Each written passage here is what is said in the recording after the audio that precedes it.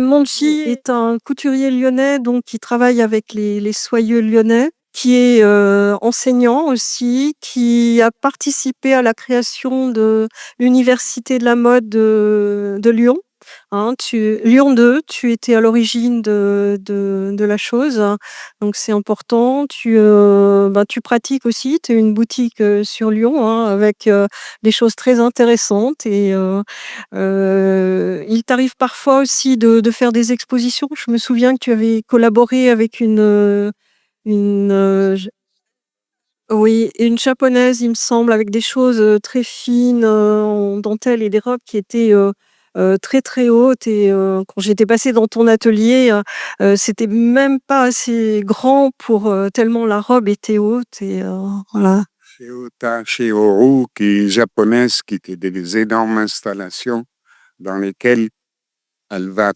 tisser comme des araignées, crève les robes ou les objets, etc., pour faire une espèce de labyrinthe tout en fil, donc percé. Et donc, il fallait lui faire des robes dans une salle qui s'appelle la Sucrière à Lyon, à peu près de cette hauteur-là, avec des traînes de 42 mètres chacune qui se relevaient. Tu as travaillé sur des nouveaux matériaux aussi, hein, des technologies un On petit va essayer peu. d'en parler. Je travaille beaucoup depuis 30 ans sur la fibre optique. Alors, je dis fibre optique, mais fibre tissu lumineux, tissu chauffant, tissu, etc. Voilà, donc je te laisse. Mais Alors bonne conférence et merci encore d'être, venu. bon, euh, bon, j'ai prévu 2 moments de parole. Il y a des moments peut-être plus pragmatiques. Il fallait un petit peu parler des nouveaux matériaux, justement, comme un truc, c'est-à-dire comment le créateur ne travaille pas simplement. Je ne fais pas des robes. Ça m'arrive de faire des robes ou des manteaux, mais je cherche autour. Je cherche des tissus, je cherche des couleurs, je cherche des touchés, des trucs. Et en cherchant, on peut aller même plus loin. Vous savez, le rêve de tout coloriste d'un tissu, c'est d'avoir le tissu le plus lumineux du monde. Et un jour, tu te dis, un tissu lumineux, on va mettre de la lumière. Et voilà, et de la couleur, etc. Donc, en fait, il y a cette partie-là. L'autre partie, je suis sociologue parce que quand je suis arrivé là de ma Tunisie natale, un peu forcé, j'étais à l'école normale là-bas, on m'a un peu pressé de partir dans les années 67. Je suis arrivé ici, en France, à Paris, évidemment, à l'université, mais pas d'argent. Eh bien, il se trouve que je me suis adressé à un couturier en lui disant que je veux bien travailler chez lui. Donc, je rentre dans la maison Givenchy. Au départ, il fallait trouver un peu sa place. Et finalement, j'y suis resté 10 ans, autant que pour passer un doctorat. Donc, je faisais mon doctorat d'un côté. Si bien que quand j'ai fini mon doctorat, on m'a proposé un poste d'enseignant-chercheur, payé peut-être, je ne me rappelle pas, 2000 francs à l'époque. Allez, quelque chose comme ça. Alors que par ailleurs, dans les ateliers de couturiers, on gagnait 7, 8 000, 9 000, 10 000, etc. Donc, ma carrière a un peu poussé vers la création. On peut être un bon créateur soi-disant par hasard ou un mauvais créateur par hasard. Voilà. Donc, j'avais proposé 2 thématiques, nouvelles matières, mais nouvelles pratiques. Qu'est-ce que j'entends par nouvelles pratiques? Ça veut dire que je vais parler du mot créateur, même si j'aime pas le mot créateur, il est un petit peu théologique et symboliquement chargé de romantisme. C'est le génie, c'est Dieu qui crée, etc. Donc le créateur, il cherche toujours quelque part dans sa propre à réenchanter le monde. Réenchanter, c'est-à-dire lui donner du sens. Évidemment, il se trouve que de nos jours, malheureusement, les créateurs n'arrivent plus à donner du sens parce qu'en fait, il suffit de mettre Balenciaga sur votre t-shirt, de l'enlever et de mettre sur le même t-shirt Chanel, etc., etc. Bon, c'est un désenchantement du monde. Et donc, nos nouvelles pratiques, nous, de créateurs, elles souffrent de cette dérive vers laquelle on nous emporte.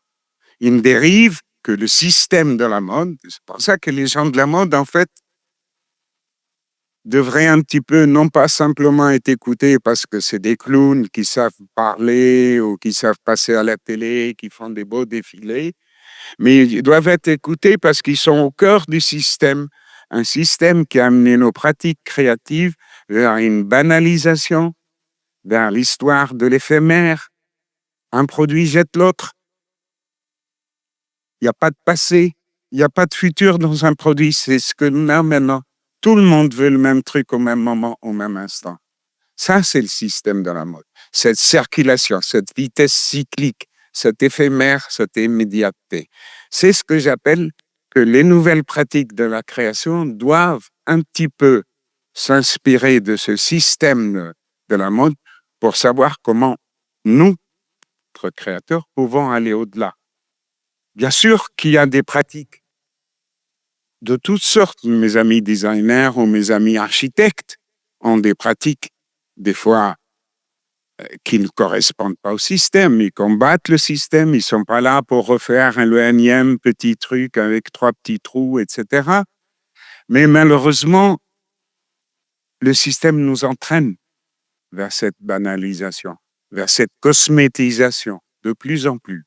Alors, ces nouvelles pratiques, elles doivent s'affirmer. Il y a plusieurs façons de les affirmer. On se soumet, on gagne du temps, on fait un petit peu comme ci, comme ça. Ou on fait l'excentrique. Ça veut dire que on sort du système, on se marginalise.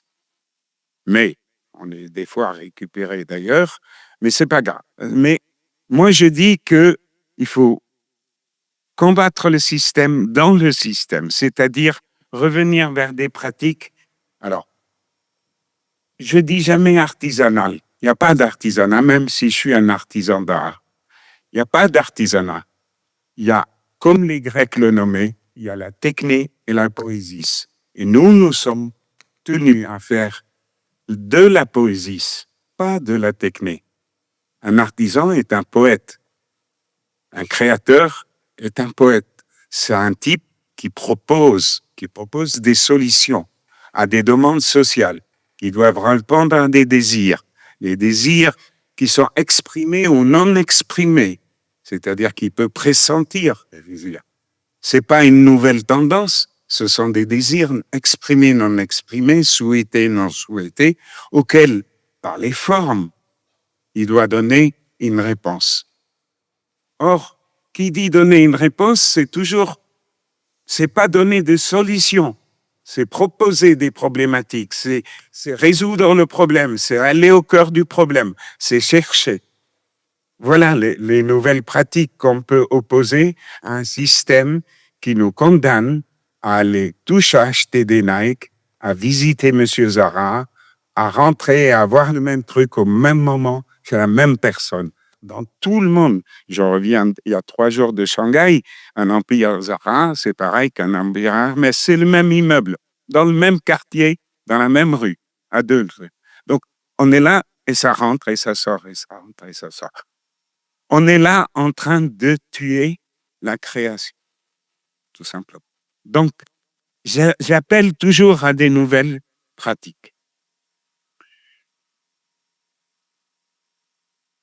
Je ne serai pas trop long, j'aimerais pas bien mieux que vos questions viennent me questionner, si j'ose dire, parce que j'ai eu une petite angine là, en revenant dans l'avion. Voilà. Sur la première partie, travailler sur des matériaux nouveaux. Comme je vous l'ai dit, on a mené souvent des expériences.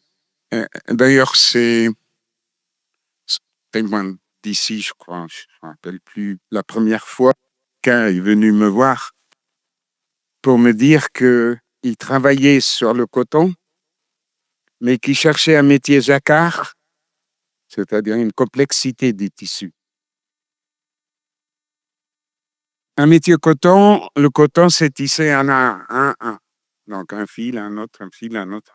Donc, c'est une toile qui est bâche, qui recouvre les camions, en l'occurrence, ou qui peut recouvrir une véranda. Le système jacquard que les soyeux à Lyon utilisent est un système qui permet à la machine d'intervenir au moment où on le veut, de faire son petit travail et de se mettre en retrait. Pendant ce temps, le tissage continue. C'est ni moins 0,1 l'informatique. On est toujours à Lyon, donc sachant que j'ai des contacts avec des tisseurs lyonnais, on parle ensemble, c'est un ingénieur, il me dit, je cherche à ce que quelqu'un me tisse des fibres optiques. Un fibre optique, c'est un peu comme un fil de pêche. On est d'accord là-dessus tous. Et bien sûr, il est calibré, il est plus fin, etc. C'est pas en fait un fil de pêche, c'est un petit fil plastique, une fibre, qui est gainée. Avec une gaine. Et ça peut atteindre quelques microns, hein, tout ça. Donc, on cherche, on va chez un tisseur, on va chez l'autre. Les problématiques sont énormes. Mettre un métier de soyeux en route, c'est tirer 600 mètres de chaîne. Il ne peut pas faire autrement. Sinon, il n'y a aucune rentabilité, puis ce n'est pas possible. Donc, on met 600 mètres de chaîne en fibre optique. Or, quand je vous ai dit que la fibre optique, c'était un fil de pêche, j'étais un peu menteur. La fibre optique, il ne faut absolument pas qu'il y ait une seule attaque mécanique. Parce que vous cassez la gaine et la lumière sort. Parce que la lumière est en fait prisonnière, cette gaine. Et le fibre ne fait que transporter la lumière. Or, vous savez que la lumière circule sans. Donc, si vous faites des ouvertures involontaires, la lumière sort. Donc, il fallait tisser en jacquard sans qu'il y ait un seul axe. Donc, tout ça, je peux vous avancer l'expérience, etc. Évidemment, on n'a jamais fait de bâche de camion avec des tissus de fibre optique pour des histoires de coûts, vous en doutez. Voilà, c'est comme si c'est du lard pour les cochons, ce que j'ose dire. Voilà. Donc, les camions n'étaient pas prêts et puis ils avaient peur de se faire agresser, etc. L'histoire des camions n'est pas finie. Elle reviendra 10 ans après. Donc, on fait la fibre optique, on commence à Lyon, on est à 80, 89, 90. On sort le premier jacquard, tissé, fibre optique, soie, chaîne en fibre optique et trame en soie. Et jacquard, donc avec un filet. En l'occurrence, on a pris une fleur lyonnaise, rose très développée. Voilà. L'autre recherche qu'il a fallu mener avec d'autres ingénieurs, c'était la gaine, pour le moment, elle est brute. Il fallait que quelqu'un nous fasse apparaître la lumière uniquement sur la rose et pas sur le reste du tissu. Donc, des amis de Rions, parce que je travaille beaucoup avec ces gens-là, et puis parce que j'étais prof à l'école des beaux-arts de Saint-Étienne et du design pendant longtemps, et que donc j'avais des anciens étudiants qui ont un peu travaillé sur beaucoup de choses avec les écoles d'ingénieurs et tout. Donc, on trouve un procédé simple, sablage. C'est-à-dire qu'on projette des micro-billes de sable sur le tissu pour l'attaquer. Mais sabler, c'est pas sabler tout. Donc, il fallait trouver une machine qui scanne le dessin du jacquard et qui, grâce à des buses, comme pour peindre, attaquer uniquement le tissu là où on le veut. On pouvait écrire, etc. Donc, je vous explique un processus de création de matière, etc. Jusqu'à maintenant, personne n'a jamais dit qu'est-ce qu'on va en faire.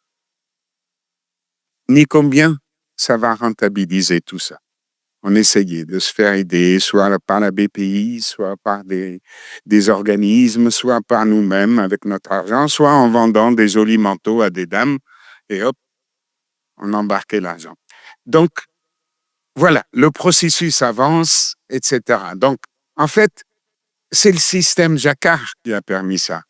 Le système Jacquard, qui est vieux, comme vous le savez, de plusieurs siècles, en fait, c'est le système qu'un jour, Monsieur IBM est venu chercher à la fin du 19e, parce qu'il fallait compter les populations aux États-Unis, et puis surtout pour le système de vote.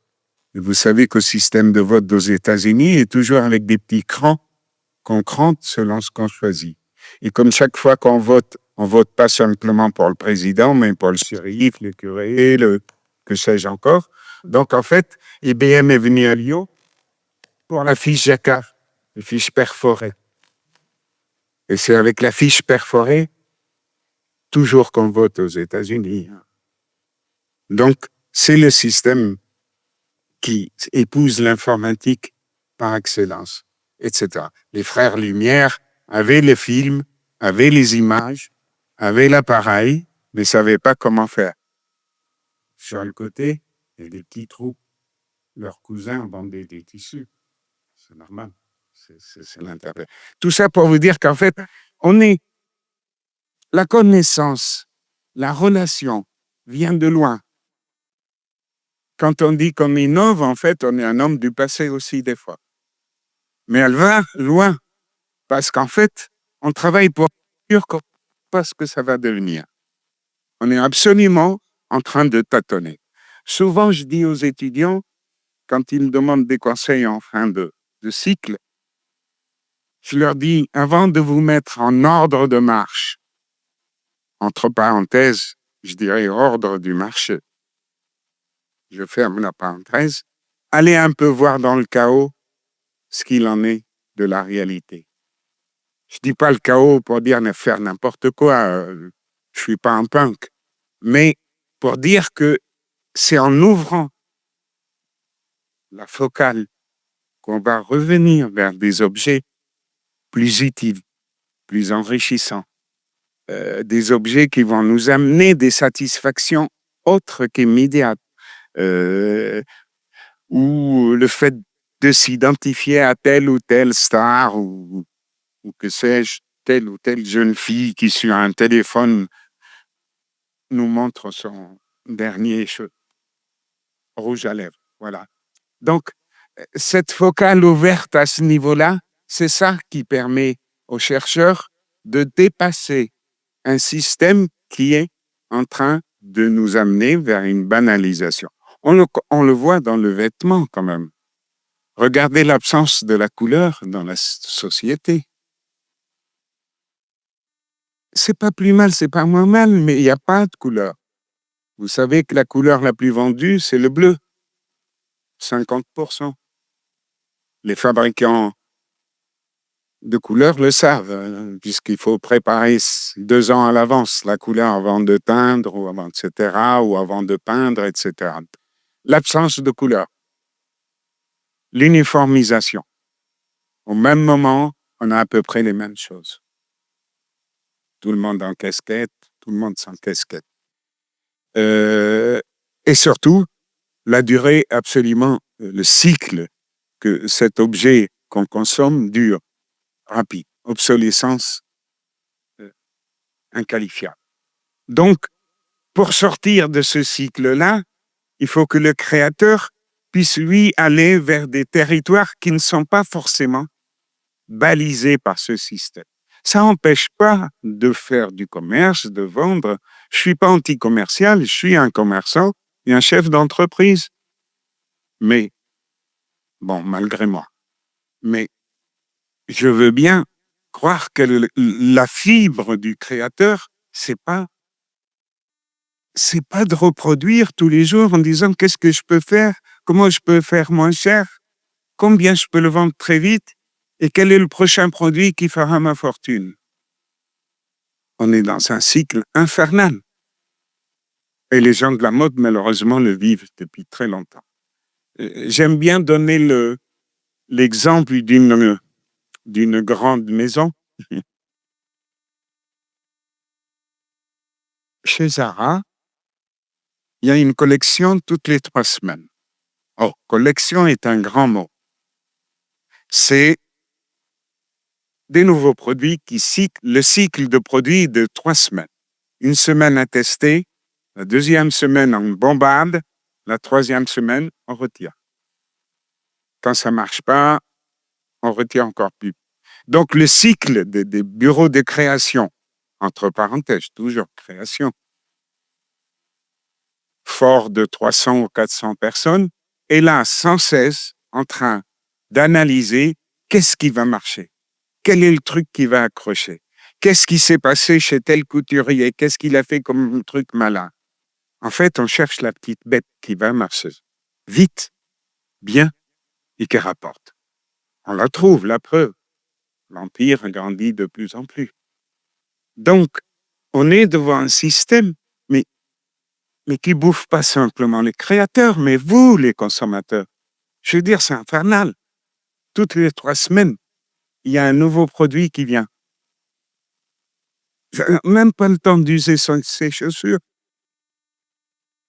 de les apprécier. User, c'est peut-être pas le joli mot.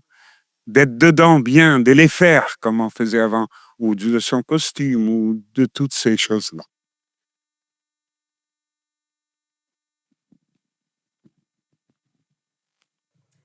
Si vous voulez tout me poser des questions, je suis un peu chaud là.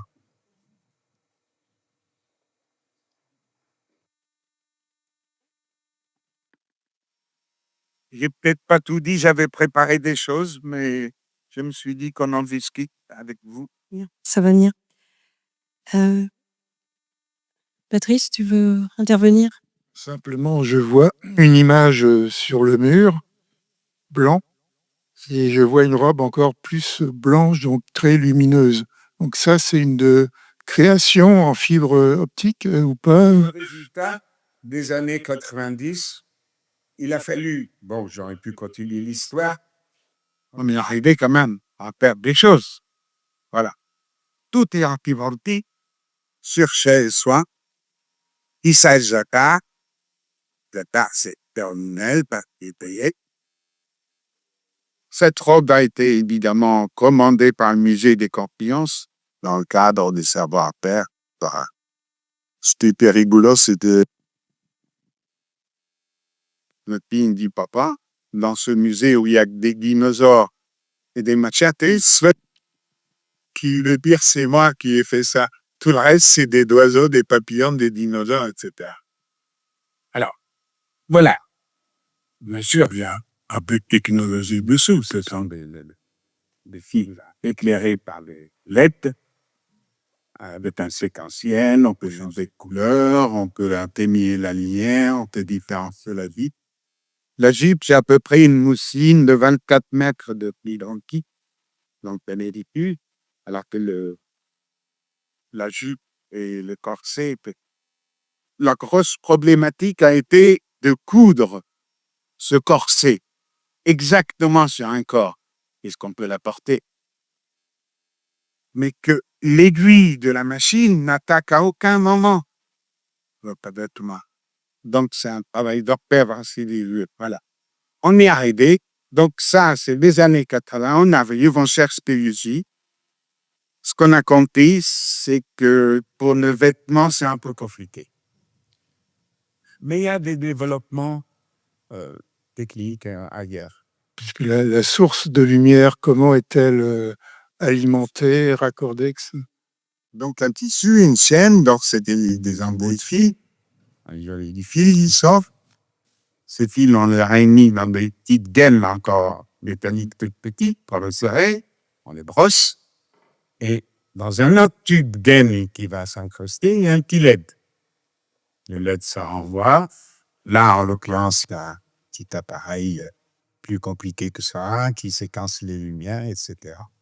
Mais à la limite, la première fois, oui, bien sûr. Après, la première fois qu'on l'a fait éclairer, c'était avec des petites piles 9 volts. voilà, qu'on m'accrochait un petit peu partout. Un jour, j'ai fait un défilé avec, donc la mannequin avait des petites piles de 9 volts, comme quand les techniciens ont des petits trucs derrière. Alors, d'autres tentatives ont été faites. Notamment, on s'est fait avoir un jour par France Télécom, à l'époque, et parce qu'on travaillait avec un autre concurrent, pour tuer la concurrence, nous fait financer ce qu'on appelle un gilet communicant. On a fait un écran avec lequel, avec votre téléphone, vous pouvez envoyer des images, exactement comme des SMS maintenant. La partie, bien sûr, technique a été faite par France Télécom.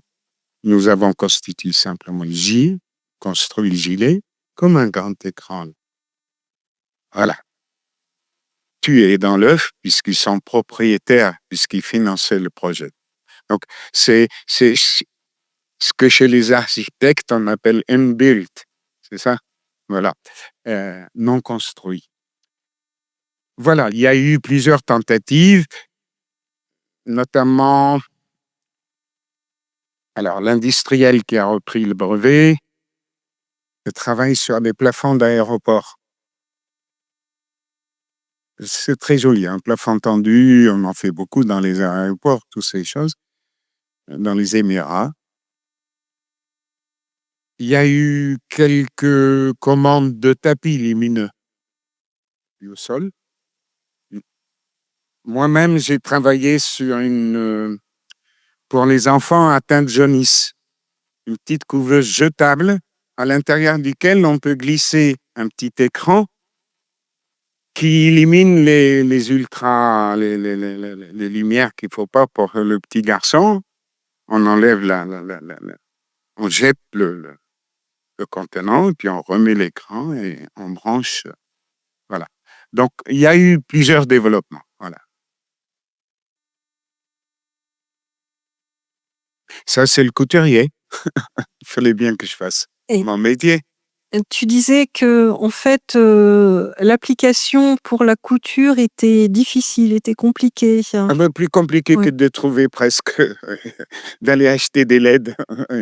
Oui, c'est très compliqué parce que le problème, c'est l'agression de la fibre. C'est comme tu casses du verre. Si tu as cassé le verre, tu ne peux rien faire avec. Et là, concrètement, c'est une robe qui était cousue à la machine ou oui, vous avez... pratiquement point par point. Avec les ongles, on sépare les fibres et on passe l'aiguille. C'est pour ça que c'est compliqué. Et vous avez mis combien de temps pour réaliser? On a fait 2 de toute façon parce qu'il y en a une, il fallait quand même qu'on essaye. Et la deuxième pour le musée, pour qu'elle passe nickel. Parce que sur la première, on a eu quelques petits ratés. Et qui est le fabricant? C'est Brochier, en fait, avec qui tu as travaillé? Brochier, c'est la partie tissage. Ouais. Brochier Soierie, c'est la partie tissage. Ouais. Alors après, il y a plein d'autres intervenants pour les parties techno, etc. Quels ont été...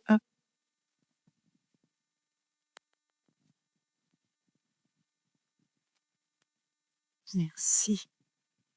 Oui, moi je suis bien contente de votre exposé là parce que je pense tout à fait comme vous et comme je suis malheureusement, on dirait une fashion victime, je cherche toujours des choses, enfin, on est obligé, bon, on est à Nevers, de faire du classique, mais bon, un petit peu amélioré quand même. Et c'est quand même très difficile parce que vous passez pour une folle, vous mettez des choses, des imprimés différents et tout ça. Moi, je passe mon temps à chercher sur Internet des maisons, aussi bien en Espagne, en Allemagne, vous voyez, avec des tissus et tout. Alors vous, qu'est-ce que vous pensez de ce que vous voyez dans la rue?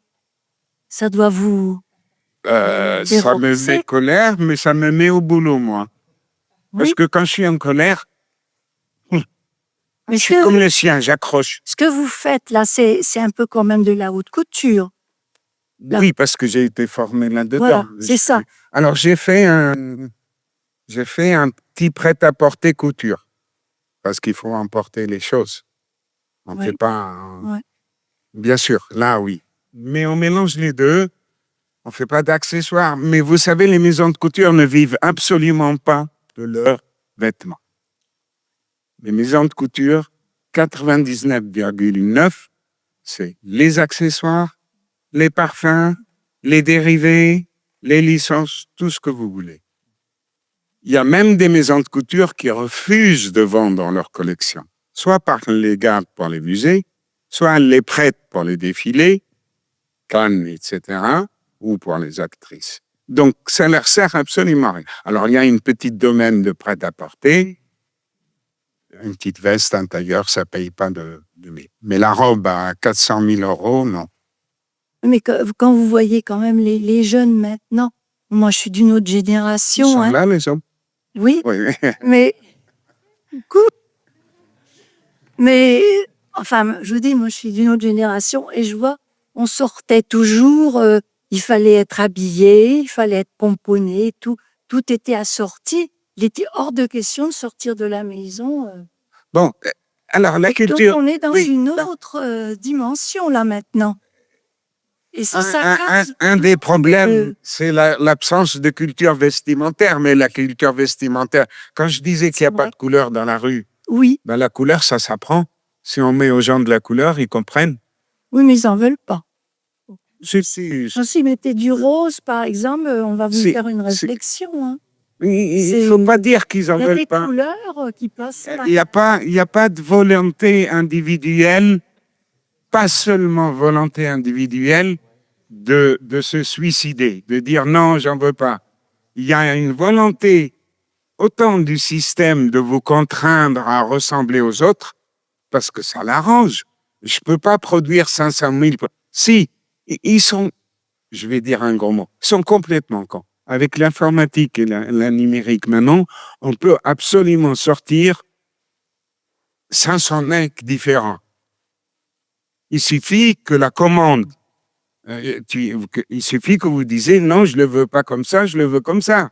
La commande passe, la coupe se fait, la couture se fait, la commande Amazon, bonjour. C'est pas impossible d'avoir des choses différentes.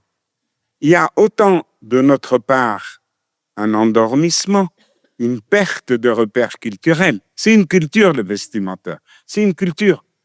Ne pas mettre sa cravate, ne pas mettre, comme vous dites, ne pas sortir sans ça. Voilà. Tout ça, ça s'apprend. Il faut l'apprendre. Je sais pas. Moi, quand je coupais mes robes jeunes, ma fille traînait sous la table. Elle entendait, elle me disait, papa, c'est quoi ça? Vert? Je lui dis, non, il n'y a pas de vert. Il y a vert amande, il y a vert d'eau, il y a vert. Tout. Du coup, quand elle me cite un vert, il y en a 300. Et elle est incapable de dire que c'est vert. Non, elle va te le qualifier. C'est ça, c'est une culture. Ah oui, mais la culture, elle est passée là. Mais il faut je la trouve. transmettre. Qu'est-ce que Bah vous oui, voulez quand vous regardez toute la journée les filles se faire des grosses lèvres sur votre télé alors que vous pouvez aller regarder autre chose, ça c'est... Vous parlez des verres, allez à sortir des verres. Vous achetez une veste verte, trouvez pour la sortir. Vous savez que vous pouvez courir un moment. Hein. Si vraiment vous voulez la Il sortir. faut l'exiger. Ah ben oui, mais moi je suis pas. Puis mince, Je vous fabrique n'avez pas pas des besoin de tissus. nous, faites-la, votre veste. Ah ben j'en ai fait pour moi, oui, il y Mais a longtemps, mais. je sais pas, c'est Ouais. pareil, faites votre maison, pourquoi pas. Ça gêne pas un architecte que quelqu'un fasse sa maison. Une maison, bon, bien sûr, il y a un moment, il faut appel à un technicien, mais il faut exiger, il faut chercher. Bien sûr que c'est dur, mais chercher, ça fait partie de cette résistance. Ça veut dire qu'on résiste et que donc on conserve des valeurs différentes des autres. Mais si on baisse les bras, c'est foutu. C'est ce que j'ai dit tout à l'heure. Ce qui nous attend, c'est une banalisation complète. Bonjour. J'ai une question toute simple. Je voudrais savoir comment on recycle les fibres optiques. Comment? Comment on les recycle? Ben pour le moment, on n'a pas besoin de les recycler, on n'en utilise pas beaucoup. Ah, Enfin, dans le textile. Si on les recycle, c'est un fibre plastique. oui, C'est pas beaucoup une fibre optique, c'est vraiment quelques microns. Hein. j'entends bien, mais ça fait partie de la grande famille des plastiques pour l'instant. Mais On ne mon recycle pauvre ami, pas. 90% des vêtements que vous avez là comprennent du pétrole. À part le lainage. Merci. Bonjour. Je suis quelqu'un de la profession. J'ai été couturier pendant 55 ans. Ouais. Je suis pas jeune. Vous m'avez battu. Voilà. J'ai commencé très jeune. Vous faites une explication autour des nouvelles méthodes, en particulier de la fibre optique qui a l'air particulièrement nous intéresser. Je trouve que c'est très intéressant. Je voudrais savoir si elle est utilisable à grande échelle pour la grande distribution. Non. Vous avez probablement connu, comme je l'ai connu moi, Ted Lapidus, qui avait un fils qui s'appelait Olivier Lapidus, qui a fait énormément de recherches techniques Oui. au niveau des laines, des cotons. Il vient à Lyon tout le temps. Pardon? Il vient à Lyon tout le temps. Oui, Juste. heureusement, on en entend moins parler. On a l'impression que toutes les recherches qu'il a faites n'ont pas été diffusées pour le grand prêt-à-porter tel que Zara.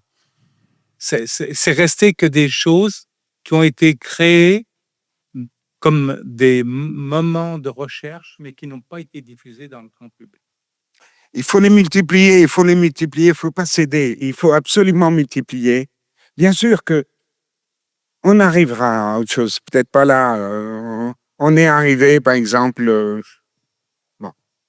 on fait des recherches en ce moment sur une fibre éclairante chauffante. Donc, fil de cuivre, fibre optique, soierie ou Vous avez coton. trouvé des méthodes pour justement des lainages qui pouvaient être chauffants pendant les périodes plus froides. Je ne connais pas toutes ces techniques. Hein. Il a fait énormément de recherches. On ne les voit pas diffusées dans le grand public. Et pourtant, ça date de 85-89. Ça n'intéresse pas les industriels. Ça n'intéresse pas les industriels puisqu'on a quelque chose qui marche très bien en ce moment. Pourquoi voulez-vous la remplacer? Ça n'intéresse pas. C'est ça ou quoi? Est-ce qu'il n'y a pas un problème de coût de fabrication? Au départ, un coup ça baisse. Quand vous cherchez à faire quelque chose, la première chose vous coûtera toujours 10, 20, 30, 40 fois ce que va coûter. C'est ça la société industrielle. S'il y a un bonheur de notre société dans laquelle nous vivons, industriel ou post-industriel, c'est que on peut faire plein de choses quand même. Il y a des machines sophistiquées. La photo qui illustre le petit truc là avec les aiguilles, bon, on a travaillé sur des machines 3D. On peut faire à la pièce, on peut faire 1000. Une petite machine comme ça, dans les écoles de beaux-arts de Shanghai et du Japon, il y en a plein. Les étudiants en ont plein la mur. Il y en a qui font des bijoux, il y en a qui font des chapeaux, des chaussures, etc. On a travaillé en fibre optique. Non, sans fibre, je vais dire en fibre optique, en 3D. Sur une maille. Avec une machine japonaise. Sur un tissu qu'on a peint ensuite. À la teinture. Donc, voilà, la forme a été faite. On en a fait 2, on en a fait 4. Bien sûr que c'est pour un défilé, ça a un coût, mais je suis sûr qu'on peut en vendre, mais moi c'est plus mon métier, c'est pas l'investissement. Mais quelqu'un qui dit, j'ai une usine qui tourne à plein tube, sauf que tant que vous fabriquez au Bangladesh, que vous payez $1 par mois à vos ouvrières, vous pouvez pas. Vous comprenez? Voilà. Alors, je vais d'un extrême à l'autre, mais non, peut pas. Monsieur, s'il vous plaît. Tout à l'heure, quand vous montriez la robe là en fibre optique, la fleur qui est représentée sur cette matière, oui. Est-ce qu'il serait possible de l'utiliser, par exemple, ne serait-ce que sur des t-shirts, un seul t-shirt, comme on fait un logo de Chanel ou d'autres choses, La de rose, grande diffusion? Est-ce que ça coûterait très cher? la rose appartient déjà au droit puisque c'est la rose d'Irib. La rose d'Irib qui a été utilisée par Poiret Ah oui, et qui a été tissée par Bianchini Ferrier à Lyon. oui. Et que donc, on a pris les droits puisqu'elles appartiennent toujours à la maison Bianchini Ferrier. C'est ça. Donc, on ne peut pas l'utiliser. Ça rentre encore dans un autre domaine. Donc, Mais si vous aviez utilisé un logo que vous auriez oui, j'aurais pu. c'est possible. Oui. Mais est-ce qu'on peut le diffuser, ne serait-ce que par exemple sur un t-shirt à grande quantité ou pas? Non, non, en coup. Ou alors, il faut qu'on passe à un autre système. Il faut qu'on passe à un système où les gens arrêtent d'acheter un t-shirt 4 € ou 5 €, je ne sais pas. Donc, et achètent une pièce durable, belle, qu'il faut entretenir parce qu'il y a de l'électronique et qu'il faut remettre. Et on inverse le système. C'est bien ce que je vous ai dit au début. C'est ou. Et on est en train de basculer sur un temps assez mauvais pour reprendre, renverser la vapeur et revenir vers d'autres choses. Il va falloir plus que bosser, il faut ramer. Je racontais à Evelyne que la première fois que je suis allé en Chine, c'était en 81. Elle me disait si c'était avec François Mitterrand. Je lui dis non, c'était avant le mois de mai. Donc, en 81, à l'époque, je travaillais pour un industriel. Mon patron m'envoie. Je baragouine un peu chinois. À la fac, j'en avais un peu fait. Puis j'étais peut-être un peu militant, pas trop loin de ces mouvances-là. Voilà. Donc, j'avais un petit livre rouge dans la poche. Donc, du coup, j'ai pu avoir un visa. Et c'était les premières ouvertures. Deng Xiaoping venait juste en 78 de déclarer « Allez, on ouvre tout ». J'étais chargé à mon client qui est de Roanne, qui a une usine à Roanne, d'acheter des bulles, des t-shirts, etc. La maille. Les t-shirts étaient à 30 centimes de francs. Mon seul problème, quand on est parti, c'était de négocier avec Air France pour que le cargo ne fasse pas que le t-shirt revienne à 80 ou 90 centimes. Tant qu'on fait comme ça, j'ai arrêté tout de suite, je vous le dis tout de suite, mais tant qu'on fait comme ça, on ne peut pas en sortir. Parce que fabriquer des choses pas chères, c'est forcément des choses où la qualité va baisser, où la créativité va baisser, où la recherche va baisser, où la durabilité va baisser, où la recherche de l'esthétique va baisser. C'est ce que je vous dis. C'est juste un imprimé par-dessus, un petit dessin rigolo, un petit zigouigui, un petit chat, un petit truc avec des oreilles. On ne peut pas faire autrement. T'as beau être... Ça arrive à mes collègues qu'on leur demande dans l'industrie, mais tu ne peux pas me changer juste 3 boutons. Ça suffit. Moi, on me demanderait ça, je dis non, mais voilà. Mais et c'est comme ça. C'est tout un cycle. Et quand on accuse les autres, c'est pas bon. C'est nous qui nous accusons. Je veux pas vous culpabiliser, c'est pas bien. Je veux juste vous faire réagir. Il faut avoir un peu plus la hargne plutôt qu'être coupable, ou surtout baisser la tête et ramasser des coups. Non, il faut regarder ce qu'on achète. Il faut regarder ce qu'on achète. Il faut exiger. C'est vrai que les centres-villes, là, tout à l'heure, à Nevers, il y a un mois, j'étais à Vannes, ils se ressemblent tous. Ils ont les mêmes enseignes, il y a le même truc, ils vendent des mêmes parfums, bijoux, voilà. Évidemment, ça aussi, ça se soigne au niveau de la politique urbaine, etc. Non, c'est vraiment bête à dire, mais bien sûr, c'est joli de faire venir des enseignes, ça fait moderne. Et toutes les villes du monde se ressemblent. Et pourtant, on essaye de faire particulier. On a une église particulière, une romane, une gothique, etc. Mais on ne fait pas attention à cette rue. Juste en faisant attention. En mélangeant des enseignes, des choses qui entraînent parce que les gens en veulent, et aussi peut-être l'apport d'autres choses. Mais bon, ça demande du boulot.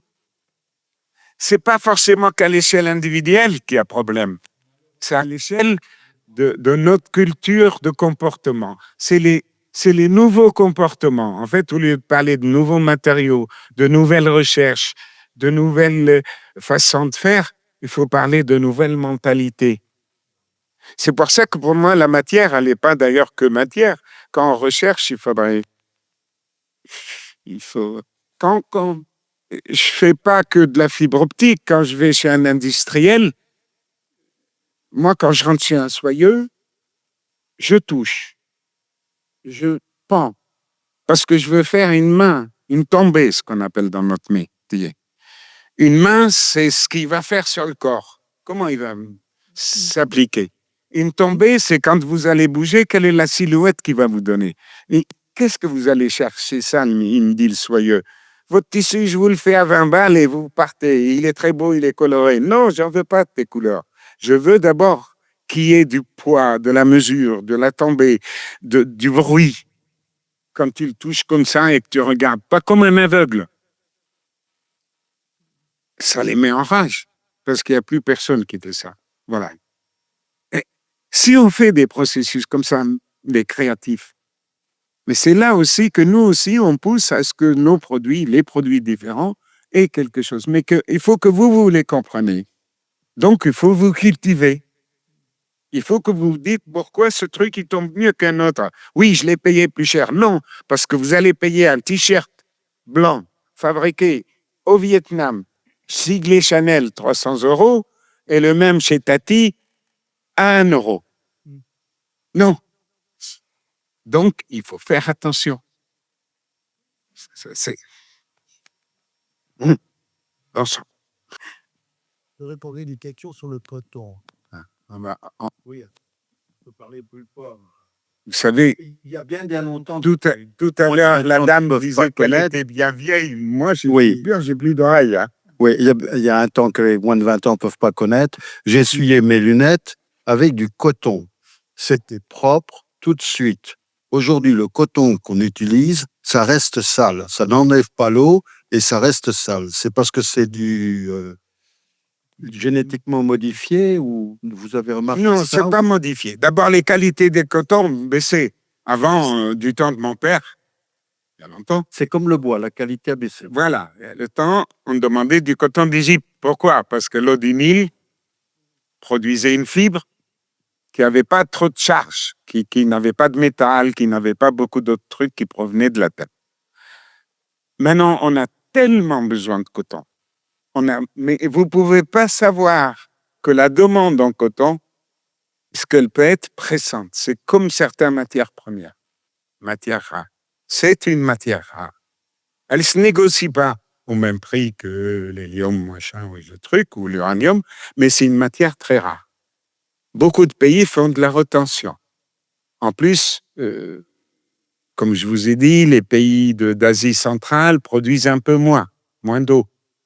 Sécheresse, réchauffement. Les Chinois sont en train d'essayer, parce que c'est des premiers producteurs déjà de fibres, pour ça qu'ils veulent passer le Xinjiang, les Ouïghours. Une région grande comme l'Europe, avec 12 millions d'habitants et des possibilités d'eau énormes. Et une culture du coton très ancestrale. Donc, quand vous vendez votre t-shirt 30 centimes d'euros, vous ne pouvez pas faire tous les cycles de lavage de la fibre. Vous ne pouvez pas choisir la qualité de vos fibres. Le pluché, tout ça qu'on a, les petites saletés qu'on voit des fois, les petites couleurs qui s'altèrent au bout de lavage, etc. C'est normal.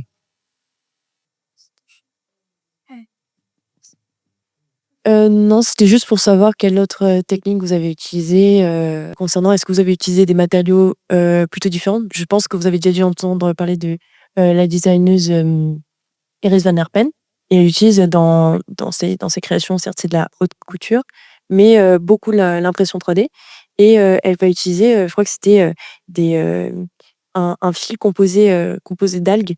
Est-ce que vous, dans votre pratique vous avez pu penser à commencer à utiliser ce genre de matériaux? Parce que je sais que l'impression 3D aussi peut être utilisée en céramique ou ailleurs. Est-ce que vous avez déjà expérimenté ce genre de... des fibres non conventionnelles. Oui, c'est ça. Là, c'était à partir d'algues, il y a de la céramique. Ou Là, en plein de choses, en l'occurrence, fait. on travaillait quand même avec un fabricant de fils, de Yarl. Donc, on était un peu tenus aussi, puisque le défilé, La collection que j'ai faite et réalisée était payée par lui. Moi, je peux. Après, je parle pas forcément là dans le vue de cette exposition. Je parle en général, est-ce que vous, ça vous intéresse qu'est-ce que vous en pensez de ces pratiques-là et est-ce que vous avez peut-être envisagé le travail de cette matière? On travaille sur des fibres de céramique et de carbone, vous savez. Non, je sais. Ah, vous le savez pas. Que vous aviez travaillé ça, je savais pas. Je vais vous raconter. Lyon est une belle ville. C'est fini, c'est mort, bien sûr, mais c'est une belle ville. Tous les fils d'or que vous avez dans le tissage, dans les anciens temps, chez les rois, les reines, tout ça, venaient de Lyon. Tisser des fils d'or et d'argent. Il n'y en a plus qu'un qui a quelques machines. Donc, tisser des fils métalliques, c'est pour ça que je parlais tout à l'heure de fibres chauffantes. Parce qu'on travaille sur des fils de cuivre. Mais le mec, ça lui pose aucun problème. Ça fait trois siècles et demi que ses ancêtres travaillent le métal. Donc, c'est pour ça que j'aime Lyon, parce que on trouve des gens qui ont fait des trucs. Et que maintenant, on arrive et on leur dit, je veux tisser avec un fil de cuivre. On dit, pas de souci, mon petit gars. Moi, j'ai fait le palais impérial ou le machin de Russie, là, du tsar, avec des fils d'or et d'argent. Donc, il n'y a pas de problème. Bien sûr qu'on est en train de... L'avantage de tisser, de faire un tissu, plutôt que de mettre des glues, etc., pour associer des fibres ou des fils, c'est que le tissu se fait souple. On peut lui donner une forme, ensuite on le durcit. Vous connaissez tous l'histoire du nez de Concorde? Non. Le nez de Concorde a été fait à Lyon, dans un tissu technique. C'est pour ça qu'on est arrivé à le faire. Il a été d'abord tissé, ensuite, avec des cols bien sûr solides, etc., on lui a donné une forme. Voilà. Et bon, Concorde, c'est comme la haute couture, c'est bout. Bien sûr qu'on travaille, mais moi, je suis pas un laboratoire, je suis un type qui a un bureau de conseil, donc j'interviens sur des processus souvent industriels dans lesquels il faut qu'on intervienne parce qu'on peut donner des idées différentes en tant que créatif. Et on sait à quoi sert un tissu, comment le toucher, comment le faire, quel sens lui donner, quel poids, etc. Voilà. On a travaillé sur des fils de carbone et de céramique pour du mobilier.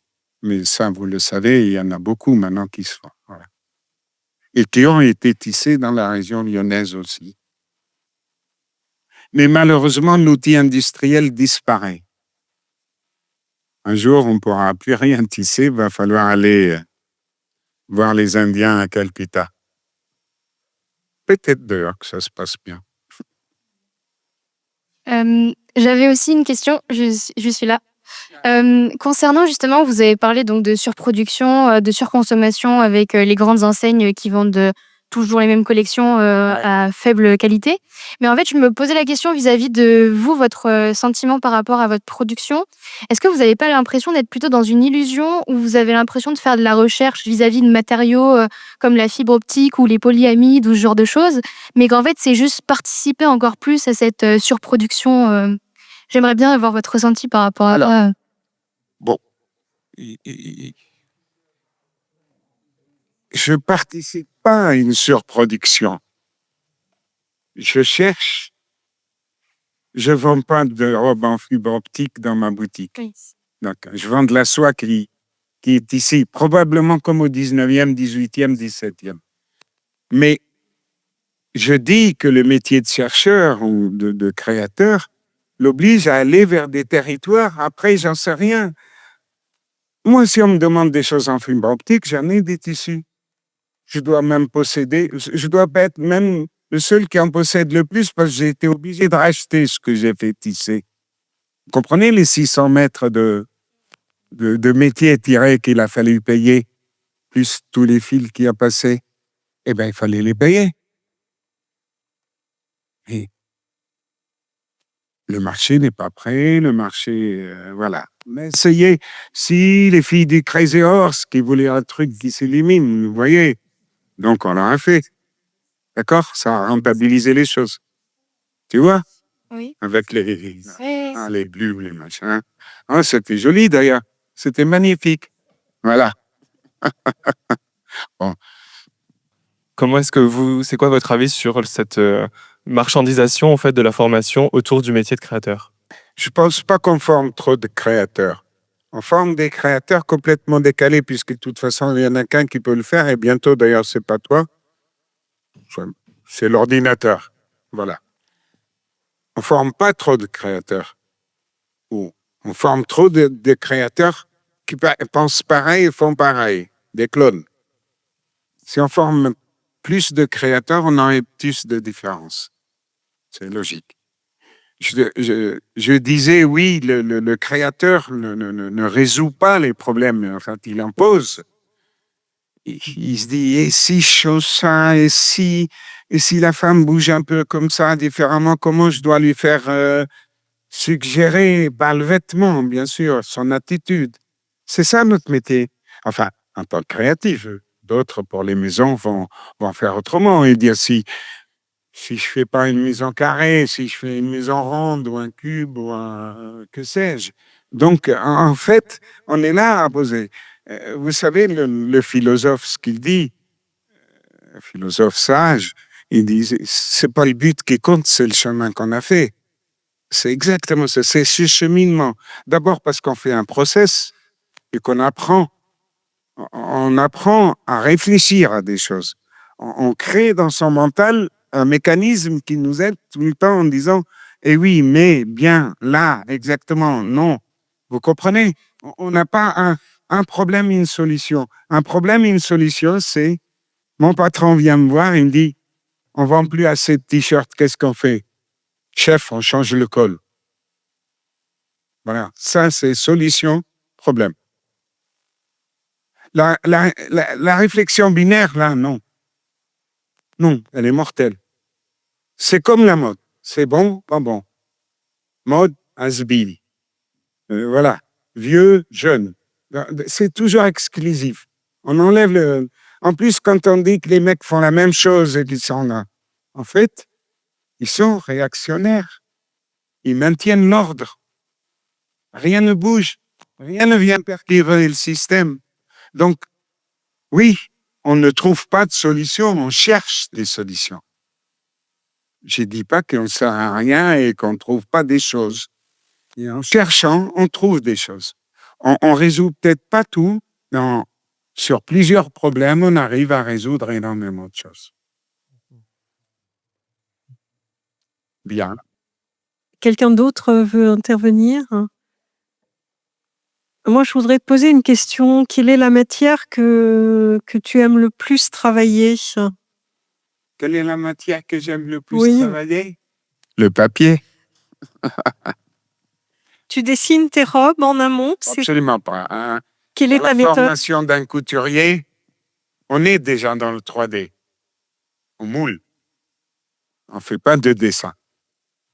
Et si le proto est bon, ben on le met à plat et on coupe dessus. Mais ça m'arrive de griffonner pour communiquer aux autres. Non. Puis je suis peut-être un mauvais dessinateur, donc j'ai honte. Non, je dessine pas. Hein, les fameuses robes dans cette labyrinthe. Alors, elle fait venir des fils et puis de tisser comme ça, comme une toile d'araignée. Je pense, voilà, c'est un peu son truc. Mais tout ça sur une surface à peu près 20 fois la longueur et la largeur. On était à 42 silhouettes, avec chaque silhouette 4 traînes qui partent un peu comme des corolles. On avait d'autres images, peut-être? Ce sont des robes qui sont au musée, le musée du Wyoming ou du Mississippi, je ne me rappelle plus, avait fait une grosse commande pour une exposition permanente des dessins de Harold Dickey. Donc, il y a une production, dis-le. Alors, entre 3 collections dans 3 musées, une centaine de robes qui sont dispersées. Il y a beaucoup d'inspiration de Poiret, puisque lui, il a travaillé énormément pour Paul Poiret. Les dessins étaient souvent destinés aux vêtements de Poiret. Là, en fait, ce sont des dessins de Dufy et ce sont tes créations. Alors, dessin des filles, Soirée de Bianchini, qui est celui qui a employé Dufy, qui est toujours là, et réalisation de notre maison. D'accord. Voilà, donc merci en tout cas pour vos interventions, pour votre venue et puis à très bientôt. Alors je crois qu'on aura une autre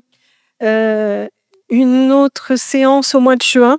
Oui, une autre conférence, voilà, merci Monji, sur le paysage. Oui. Prochain rendez-vous le 4 juin, mercredi 4 juin à 18h, pour une conférence d'une historienne du paysage sur les jeux, l'évolution des jeux dans les parcs et jardins. Voilà, donc on propose ça le 4 juin. Merci. Merci. Merci, Monji.